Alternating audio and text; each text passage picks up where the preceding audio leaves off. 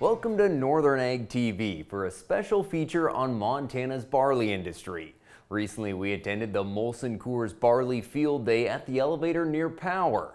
Senior Barley Program Manager Wade Malchow told us the event's an opportunity to celebrate and thank growers. The whole point of this is to bring our folks out from the company to spend some time with the growers, to understand the context of production agriculture, and to thank them for the great quality barley they produce for us, because we couldn't do what we do without the great work that they do. Wade provided an update on the 2025 Montana barley crop, which is variable to say the least. This is an interesting year. As you know, down in the Yellowstone County Bighorn Rosebud, we've had some pretty difficult, severe hail. Certainly has taken its toll on some acres, but hail is streaky. It never gets it all, is what I tell my team. We had a great start to the year down the Yellowstone area in general, and so we've got a pretty nice crop of barley down there still. Up here, a little more variable with a bit of the dry season we've had. Touring around today, I thought the dryland barley looked surprisingly resilient. It probably will need another drink, but God willing that happens, we'll be in good shape. Montana Regional Manager Cody Shick says the elevator in Power has allowed Coors to grow its presence in the Golden Triangle and deepen relationships with growers. It's been 11 years, so just over a decade since Molson Coors built this elevator. But actually, Coors has been in the area since the mid to late 60s. And so we were very fortunate to be able to expand throughout the area in a larger way over the last decade or so, and really have built some really good long-term relationships with these growers, and it's just been a blessing to be up here working with them. Cody said one of the important things with the field day is getting Coors leadership out in the field to meet face-to-face with growers. It's huge. We bring senior leaders in from our headquarters and from other places around the company, and to be able to get that hands-on context and for our senior leaders to be able to interact with the growers and growers to be able to ask them questions. Growers are always asking, so why does this quality issue matter? Why does protein matter? Well, we've got folks from our malt plant here and are able to answer those questions. There's not a better way to say thank you than having some brisket and some ice cold beer, and to do it in a beautiful place like this, you just can't beat it. One of those leaders attending was Steve Stradiotto, Vice President of Brewing Innovation and Strategy for Molson Coors, who said that without great growers and in turn great barley, they don't make great beer. One of the pillars of our quality program is to ensure that we do have that consistency. We've got a good portion of our barley that's grown right here in Montana, and it's high quality barley that's blended.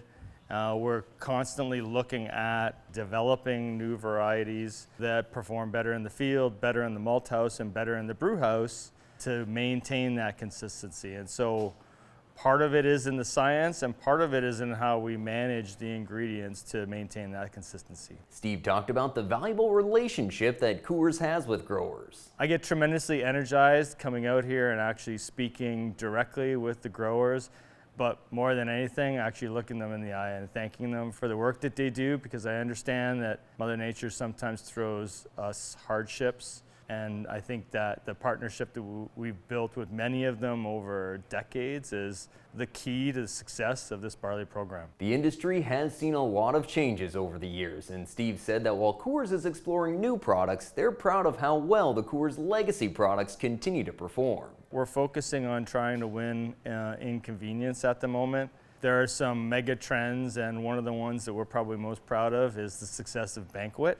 It is a brand that continues to grow, and we want to continue fostering that. We're also investing in our insights team and really trying to understand what consumers of the future and the Gen Z population is looking for by way of new products to attract new consumers to our category. And there at the field day, Molson Coors presented several grower awards, including the inaugural Top Partner Award that went to Korey and Wendy Fauque of KW Insurance. I am just floored. I am so happy to be included in this, especially the first one.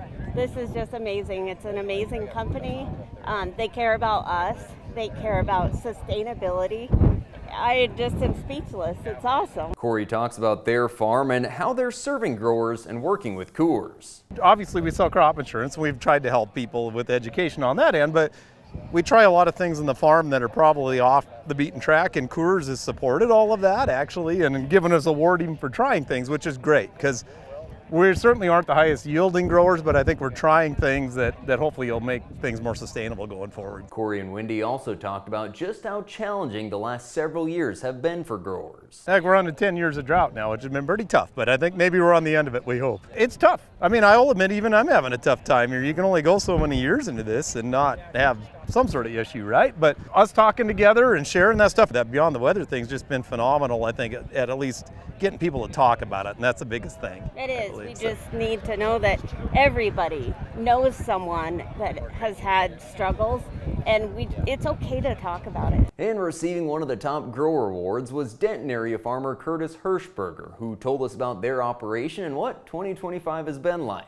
With as many barley growers there is for Coors and the geography that it encompasses around this plant, it's a pretty good honor to receive this award. We're a dry land farm. We are diversified. We grow several different crops in rotation with pulse crops and cereals combined. We had good soil moisture entering into the growing season here. We have an amazing stand out there right now. We just hope we can finish our barley. We just really enjoy looking at producing the best quality barley we can. We focus more on quality than we do yield. As we know, in the end, that's what's going to make the best beer. A big thanks to Molson Coors for their support of Montana farmers, and best of luck to all the growers across the state who very soon will be starting harvest. From the beginning, we've worked closely with farmers. BNSF's ties to the agricultural community go back 175 years. Together, we've innovated to make the U.S. agriculture supply chain one of the most efficient and productive in the world. Our strong relationship powers BNSF still today and helps us move the nation like no one else can. At BNSF, we move the nation for you. Talking with someone that you know is stressed out, those are difficult things to approach, but if you're good friends with those people, reach out and say, I'm here to talk to you. We can find somewhere to get some assistance.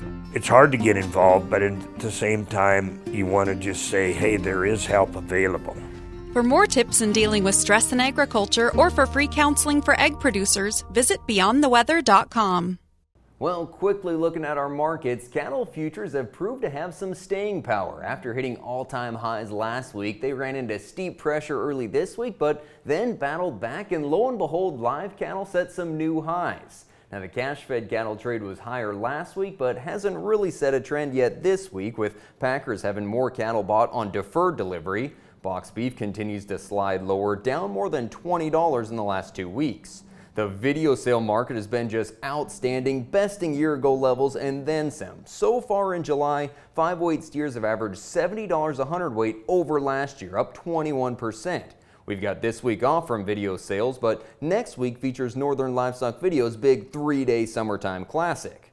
The weigh-up cow market continues to hold strong on reduced slaughter and excellent ground beef demand. Look for those prices to hold steady here for the next month or so.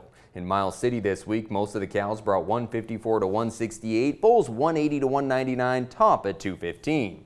And the wheat market continues to struggle under the weight of harvest pressure and the dollar index strengthening. Little response from USDA saying that world stocks will decline over the next year, and Russia reporting reduced yields. In the last month here, both hard red winter and spring wheat have declined about 60 cents. So hopefully we'll find a post-harvest rally to be able to get some of this grain moved. Thanks for joining us for today's report. I'm Colter Brown, Northern Ag Network.